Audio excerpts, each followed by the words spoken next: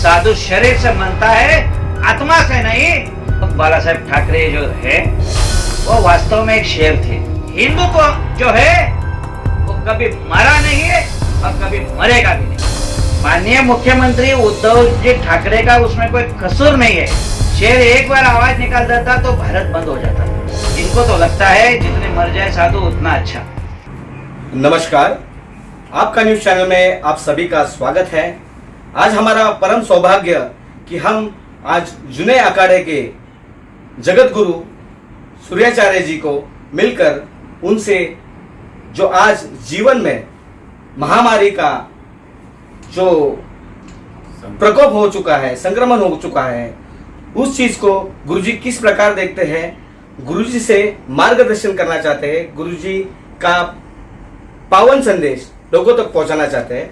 हम मिलते हैं गुरुजी से और गुरुजी से जानना चाहते हैं। गुरुजी, आपका न्यूज चैनल में आपका स्वागत है। सर, क्या बताएंगे गुरुजी आप? मैं जगत गुरु सूर्याचार्य कृष्णदेव गिरी महाराज आज आपके बीच में आपके न्यूज का पहले तो सम्मान करता हूं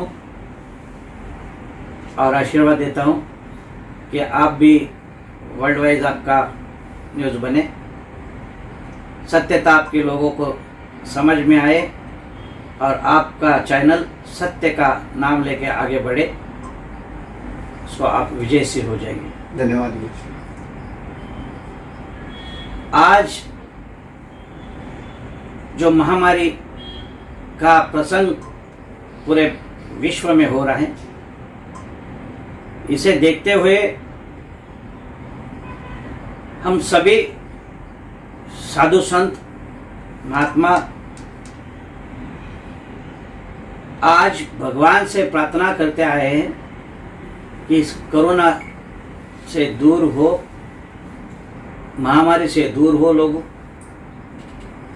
और जितना जल्दी कोरोना मुक्त हो जाए इतना ही हम भारत तथा विश्व के अंदर एक शांति का संदेश देना चाहते हैं।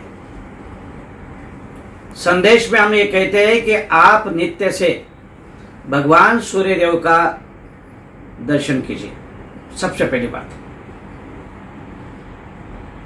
उसके बाद आप कम से कम सूर्य के धूप में आधा घंटा रहिए। नित्य सुबह में आधा कप गोमूत्र लीजिए। आपके घर के अंदर आप रहकर 1 घंटे के बाद जब आप नाश्ता करेंगे तो नाश्ते में आप नींबू डाल के 1 गिलास पानी पीजिए हर व्यक्ति। दिन में 4 बार ऐसा करिए और रात को सोते समय दूध के अंदर हल्दी डाल के आप पीजिए। इतना जो कार्य करेंगे आप, तो आपके घर में कोरोना आएगा ही नहीं, क्योंकि आप कोरोना का पहला ही बंदोबस्त कर दिया है। फिर आप बाहर भी जाके आएंगे तो कोई तकलीफ नहीं है, पर जान के अपने पैर पे कुल्हाड़ी मत मारिए। आज यदि अगर भारत सरकार ने या आपके राज्य के मुख्यमंत्रियों ने यदि अगर आपको छूट दिए है तो कुछ समय के लिए दिए है, और इस बात को आप समझिए। यदि अगर आप इस बात को नहीं स्वीकारे तो आने वाले 30 तारीख से आपकी आपदा 1 गुना नहीं, 2 गुना नहीं, 10 गुना नहीं, 100 गुना बढ़ने वाली है। ये आपके चैनल के माध्यम से मैं आज कह रहा हूं। गुरुजी, आपने कुछ समय पहले बताया था कि 15 मार्च के बाद, अभी जैसे हमने कहा था 15 मार्च को हमने फेसबुक लाइव से कहा था कि 15 मार्च से लेके 15 अप्रैल, 15 मई और 15 जून तक ये महामारी कम होगी। और आप पूरा देश देख रहा है कि महामारी मुंबई में 6.35 थी, अब 3.25 है। यानी आधा आ गई है। थाना के अंदर परसों हमने वहां की जो जिला प्रमुख शिवसेना की थी अनिता बिरजे, उन्होंने हमको फोन किया 4 दिन पहले, यहां रोज बढ़ रहा है, आप हमारे गुरु हैं, आप थाना में साधना करते हैं, आप महाशिवरात्रि का कार्य करते हैं और आप महाशिवरात्रि का यहाँ पर जो अनुष्ठान करते हैं, इसका पुण्य कुछ थाना में है या नहीं है, या थाना जिला में आपका ध्यान नहीं है, ये बताइए। तो हमने उनको कहा आज के बाद आपके यहाँ महामारी कम हो जाएगी। तो गए 3 दिन का आप रिकॉर्ड निकाल के देखिए, महामारी रोज कम होते कल एकदम ही कम हुई है। तो गुरुओं का कर्म तो आपके साथ है, पर गुरुओं को मानने के बाद ही आपका कर्म होता है, गुरुओं को बोलने के बाद ही गुरु अपना काम करते हैं और आपने किया हुआ पुण्य कभी भी व्यर्थ नहीं जाता है। इसलिए गुरुओं के शरण में रहिए। जब गुरुओं के शरण में रहेंगे तो आपका तारणहार नारायण बैठा है और आपकी सभी की सुरक्षा उसमें होने वाली है। तो ये हमने लोगों को कहा है और ऐसा ऐसा हो भी रहा है। अब 15 जून को हमारा जब जन्मदिन है तो हमने लोगों को कहा है कि जन्मदिन के बाद आप लोगों को इतना ही श्वास लेने की जगह है और 15 दिन आप अच्छे से घूम सकते हो, लेकिन 30 तारीख के बाद आपके पास महामारी का बड़ा तान आने वाला है। आप घर में रहिए, वरना रास्ते पे मौत की एक बॉडी उठाने के लिए एक आदमी नहीं मिलेगा, इतना समय आने वाला है। इसलिए बच्चे से पहले तो बच्चे को संभालिए, दूसरा वृद्धों को संभालिए, घर से बाहर जाने ही मत दीजिए। नहीं गया स्कूल नहीं गया, पर महामारी में गया तो सीधा ऊपर गया। तो ये प्रसंग आने से पहले आप ये बात को ध्यान रखिए कि जैसे बच्चे हैं वैसे ही वृद्ध है। जैसे वृद्धों को संभालोगे वैसे बच्चों को संभालो, जैसे बच्चों को संभालोगे वैसे वृद्धों को संभालो, क्योंकि ये हमारी संस्कृति है। हिंदू सनातन धर्म की ये संस्कृति है कि हमारे माता पिता बुजुर्गों को हम संभालना है, इसका है नाम हिंदुत्व है। और आप सब लोग जो है ये सनातनी है, आपका कोई सनातनी का कोई धर्म नहीं है। तो सनातन सनातन है, तो सनातन के जैसे आप एक दूसरे के साथ रहिए, अपना दुख सुख एक साथ बांट लीजिए। यदि ये दुख का समय बहुत है तो भी इसको बहुत सुख का समय ऐसा करके स्वीकार करिए, अपने आप कोरोना भाग जाएगा। ये संदेश है मेरा। गुरुजी, कहा जाता था हिंदू हृदय सम्राट माननीय बाला साहब ठाकरे जब जीवित थे उस समय पर सनातन धर्म संत महात्मा इस पावन धरती पे सुरक्षित थे। इसके बारे में आप क्या बताएंगे गुरुजी, क्या मार्गदर्शन करेंगे आप? देखिए, हिंदू हृदय सम्राट शिवसेना प्रमुख बाला साहेब ठाकरे जो है वो वास्तव में एक शेर थे और देश की ऐसी कोई ताकत नहीं थी कि वो शेर के मुंह में हाथ डाले। शेर एक बार आवाज निकाल देता तो भारत बंद हो जाता था, फिर महाराष्ट्र बंद होने लगा। आज वो स्थिति जो है नहीं रही, उसमें उनके बेटे का कोई कसूर नहीं है।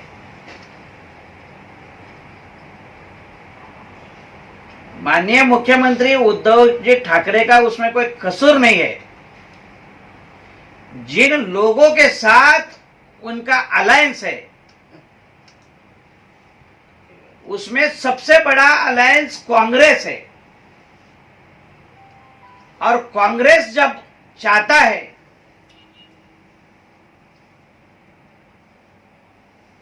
कि हमारे ईसाई के वर्ग में आप ध्यान नहीं देंगे।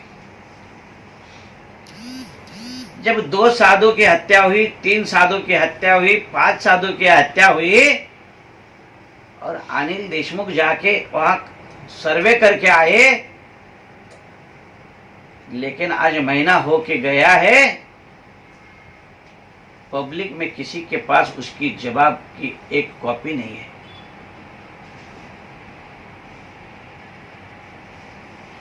जब मेरी बात आपके साथ स्पष्टता से है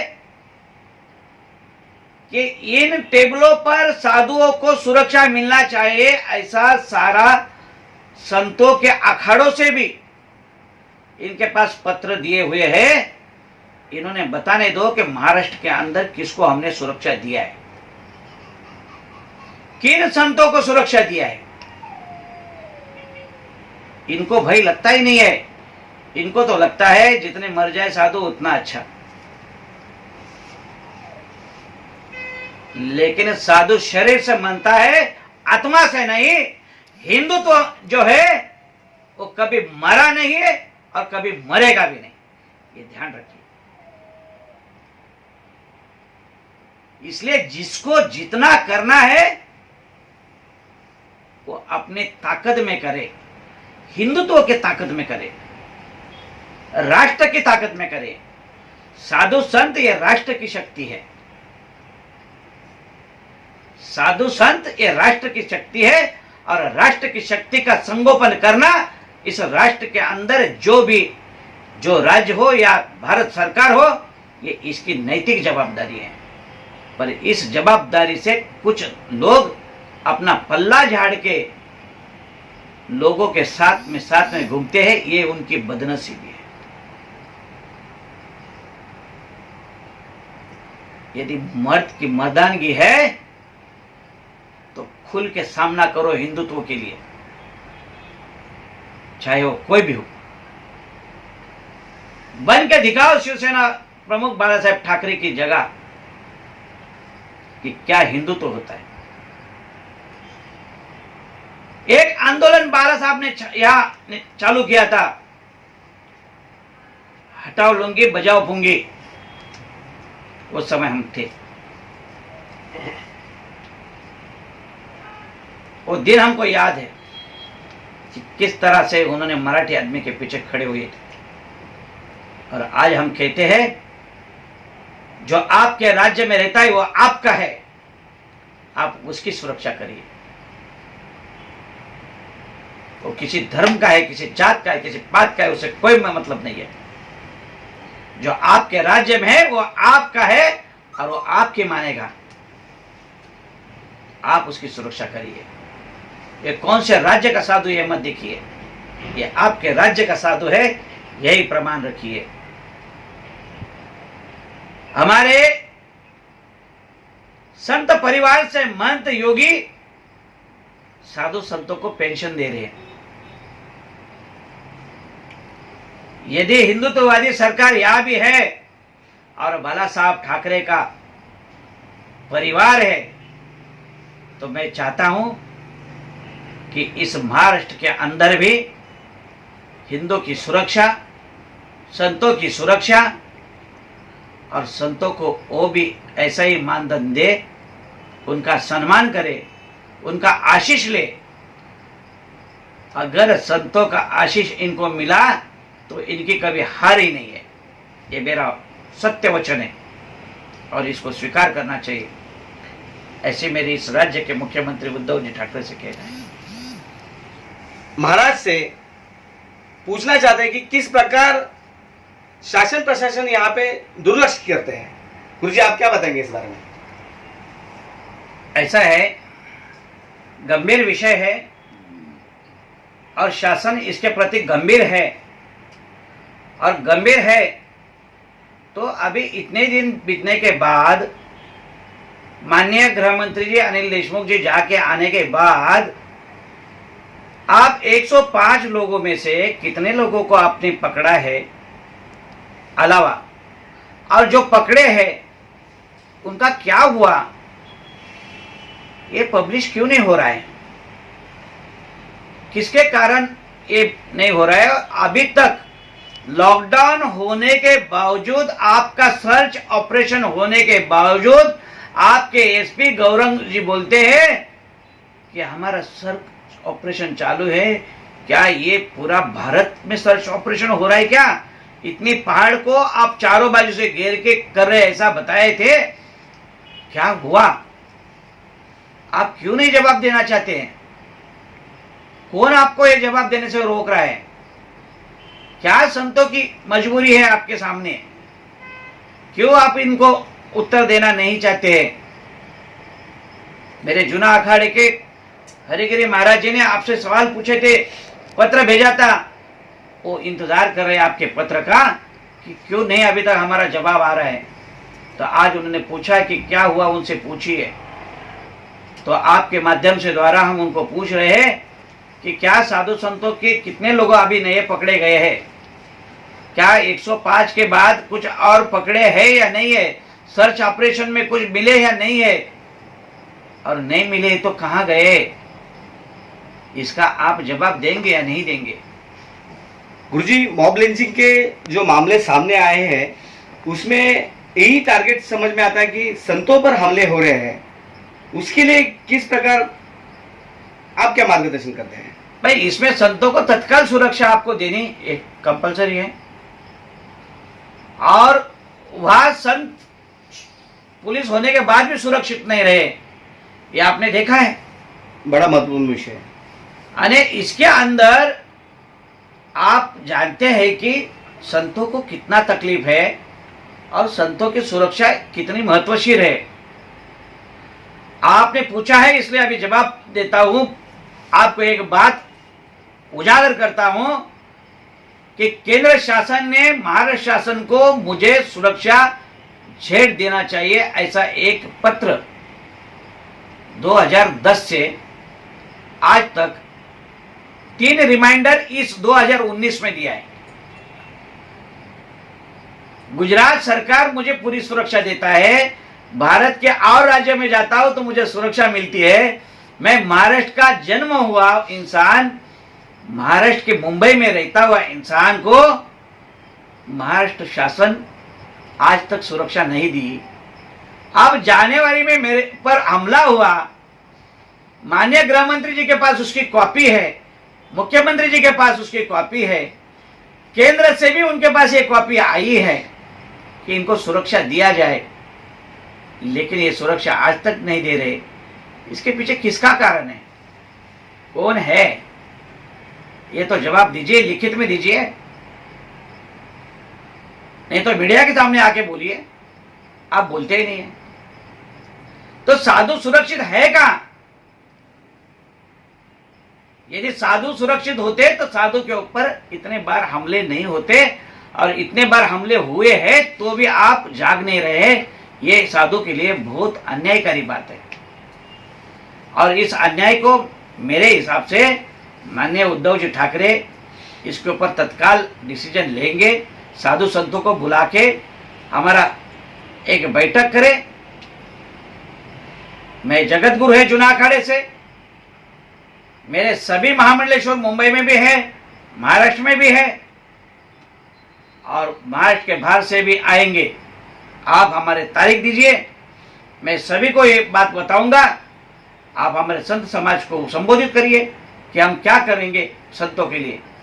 मेरी विनंती है उनको, आप उनको कह दीजिए। सभी चैनलों द्वारा इस बात का खंडन तत्काल होना चाहिए कि संतों को सुरक्षा नहीं देना ये कल नहीं, आज से ही ये धोखादायक बात है।